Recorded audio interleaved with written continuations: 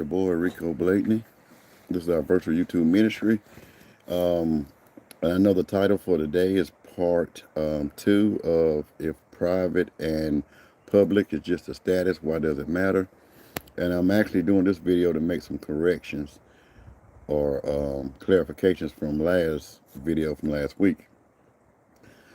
So thank you for joining. Thank you for liking. Thank you for subscribing to the channel. Thank you for your comments as well.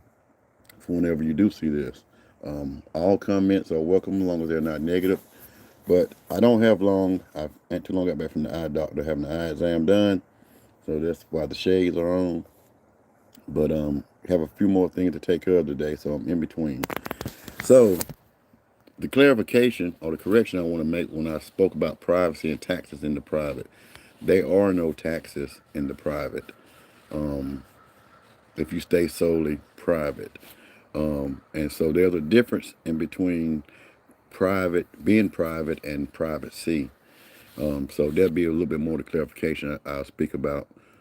But the correction I wanted to make on last week's video was that there is no taxes in the private.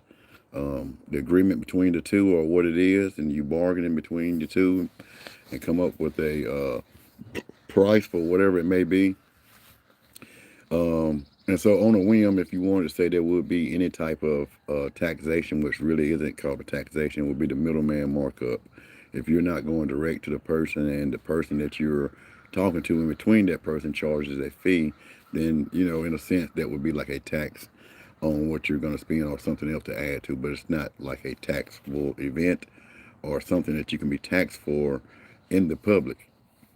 So in the private, you can change whatever you want to. If it's Federal Reserve notes, gold, shells, wheat, barley, it's bargaining. There's no tax in the private.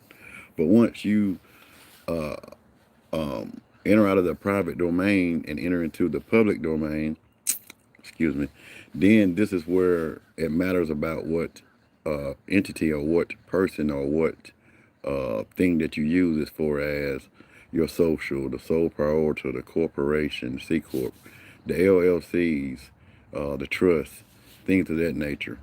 I love trust more than all of them because trust is just contract law. And even if you operate in the public, the EIN is only needed for bank account and transactions on taxable events. But you can operate a trust in the public as well and still keep your privacy and remain private. So while we're there on that subject, the privacy part of once you come into the public and how you keep your private is what I was talking about last week as well. It's when you go through your registered agent. There's no communication with the public and you. The registered agent is your in-between. He's your first line of privacy. And your second one is how you form your LLC or your corporation. That is the next level of privacy. It can be formed from the state that you live in. Say, I'm in South Carolina. I can go to Wyoming, Colorado, Delaware, go to different places. And when you go to those places too, do know that like Delaware has a standard taxes that's going to happen if you do business in their state or you come out of state and come to South Carolina. I will still have to pay those Delaware taxes. They say that Delaware has a lot of protection in the Delaware corporation that's created over there. And they have more, and this is nothing that I'm 100% sure about as far as to say that this is definite. And I think it says Trailblazer. What up, brother? I can't really like I said, my eyes are not dilated, but what's up and how you doing? If you are a brother or if you're a female, I really can't tell from that, but hey, how you doing? Thanks for commenting in here. Thank you for liking and subscribing if you're not already a subscriber. And I appreciate you. But like I was saying, whenever you do go back into or you come out of your private capacity to operate in the public, to generate more of this generational wealth, the reason I would say why one would leave the private and enter into the system after separating and delineating yourself from the straw man or from the Social Security and operating through another means for taxation purposes. Like I was saying earlier, all of this boils around taxation for the public, and the privacy is in the public and help you remain private. But the Delaware, like I was saying earlier too, I'm not sure if that is a 100% thing there from India, Korea, absolute shit, whatever. Thank you for your opinion and your thoughts. But if you're gonna continue to talk like that, bro, you're gonna have to get off of here. I'm gonna block you. But that's your opinion, and if you don't mind having such a strong opinion, give me the reason why, or why do you say or believe that. Whatever you're saying in the comments, I'm not gonna repeat it. But feel free to state your claim and not just assert things. But anyway, um, so when you go to those other places and you get your corporation set up and the register agent, and if you do the LLC, it's more like a that's another line of limited liability where it helps protect you as a person, or you as your social or your entity that you're using. It helps protect you in a sense, whereas there's a limited amount of things that can happen if something goes awry in the public, if you get sued, or your insurance would cover up to a certain amount. The next step you would do in that is taking any access that you have in that entity and put it into a private irrevocable trust. And that way it is out of the public, and your things still stay private.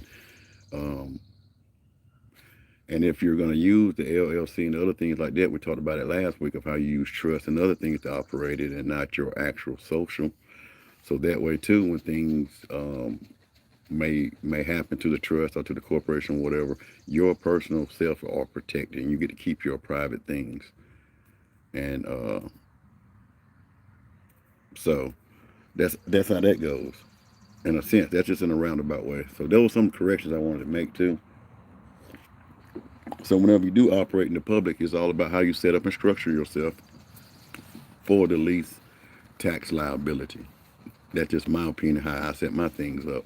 I'm not just setting up things in the public to have, just to have things, but I want to acquire the least taxable obligation, because I know that comes with the public, and that's in the public domain. You can't come out of the private and enter into the public and think that you're going to stay in that private capacity, because they have another thing called compelling public interest. And any of your actions and any of your doings can be put up under that doctrine, and you know what I mean? So there goes your privacy, and there goes everything else with that. So understanding the private status and your public status and how they operate and how to work inside of them will help you better set up and structure your life for the better advancement of you and your inheritance, and things of that nature. So, and